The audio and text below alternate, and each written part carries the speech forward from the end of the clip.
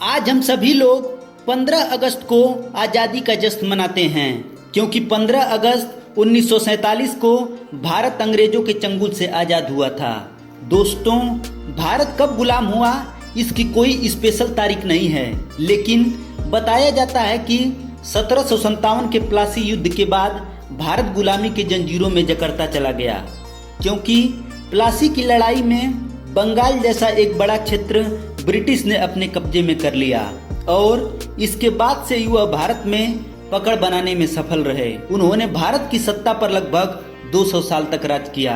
दोस्तों, मैं हूं धीरेन्द्र और मैं स्वागत करता हूं अपने YouTube channel educational king UP 61 में। दोस्तों, भारत गुलाम कैसे बना इसको जानने के लिए आइए इतिहास के पन्नों को थोड़ा पीछे पलटते हैं। दोस्तों, बात है सन 1588 की, जब लंदन के कुछ व्यापारियों ने मिलकर एक कंपनी की शुरुआत की जिसका नाम ईस्ट इंडिया कंपनी रखा गया।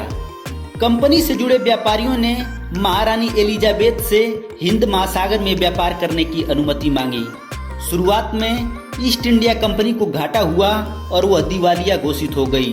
दोस्तों, कई बार असफल होने के बाद महारानी ने पैसा देने से मना कर दिया, लेकिन व्यापारियों ने एक बार फिर से महारानी को व्यापार करने के लिए मना लिया। दोस्तों, तीसरी बार 1608 में हेक्टर नाम का एक जहाज भारत के लिए रवाना हुआ। इस जहाज का कैप्टन हॉकिंस था। दोस्तों, जहाज सबसे पहले सूरत के बंदरगाह पर जाकर रुका, क्योंकि सूरत उस समय भारत का एक प्रमुख व्यापारिक केंद्र हुआ करता था।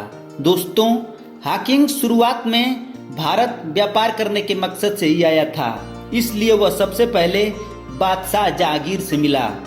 दोस्तों, जहांगीर ने उसका स्वागत भारतीय परंपरा के अनुसार किया। इसके बाद ईस्ट इंडिया को भारत में व्यापार करने का लाइसेंस मिल गया।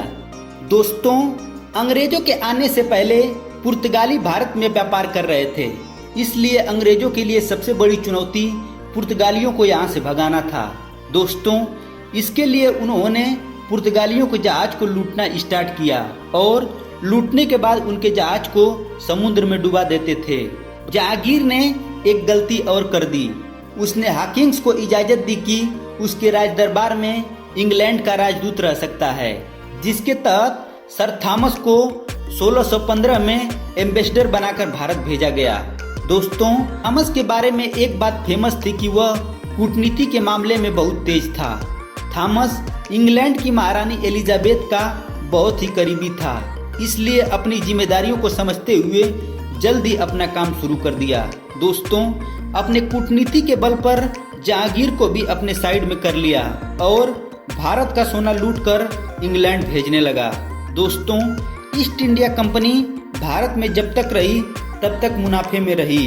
दोस्तों, इस कंपनी ने भारत के लोगों पर बहुत अत्याचार किए और भारत को जमकर लूटा। दोस्तों, सोने की चिड़िया कहे जाने वाले भारत को एकदम खोखला कर दिया। पुराने समय में बंगाल बहुत बड़ा राज्य था, जिसके राजा का नाम सिराजुद्दौला था। ईस्ट इंडिया कंपनी ने उसे हराने के लिए कई छोटे छोटे ऑपरेशन चलाए, लेकिन उसमें कभी भी कामयाब नहीं हो सके। इसलिए 1757 में रॉबर्ट क्लाइव के नेतृत्व में बंगाल पर हमला करना चाहा। उस समय रॉबर्ट के पास 350 और सिराजुद्दौला के पास 18,000 सैनिक थे। दोस्तों, रॉबर्ट क्लाइव इस बात को अच्छी तरह से जानता था कि इतनी बड़ी सेना के सामने 1 घंटा भी टिकना मुश्किल होगा, लेकिन इतनी कम सेना होने के बाद भी रॉबर्ट क्लाइव जीत गया और सिराजुद्दौला हार गया। ये युद्ध प्लासी के युद्ध के नाम से जाना जाता है। हुआ ऐसा कि सिराजुद्दौला का एक सेनापति था जिसका नाम था मीर जाफर। दोस्तों, रॉबर्ट क्लाइव ने मीर जाफर को धन और सत्ता का लालच देकर अपनी ओर कर लिया और प्लासी का युद्ध हुआ तो मीर जाफर ने अपनी सेना को बिना लड़े समर्पण करने का आदेश दिया और इतिहास में अंग्रेजों की जीत हुई।